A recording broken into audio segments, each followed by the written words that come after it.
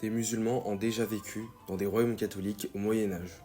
De manière générale, on a tendance à dépeindre le Moyen Âge européen comme un lieu d'intolérance religieuse, car on a toujours cette idée reçue d'un Moyen Âge catholique, obscurantiste, intolérant qui brûlerait les hérétiques.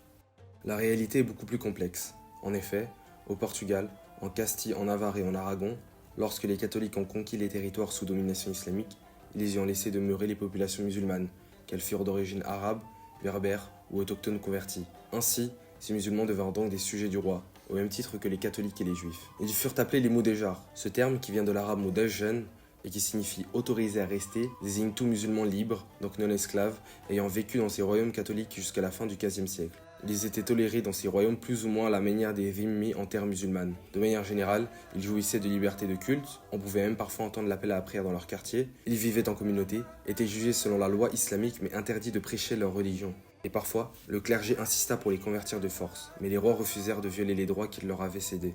Également, les moudéjars subissaient une infériorisation juridique, leurs paroles comptaient moins que celles d'un catholique devant la justice. Mais à la fin du XVe siècle, deux choix leur furent présentés, la conversion ou l'expulsion. Certains s'en allèrent pour le Maghreb, d'autres restèrent et devinrent ce que l'on appelle des morisques, qui, 100 ans plus tard, furent également expulsés.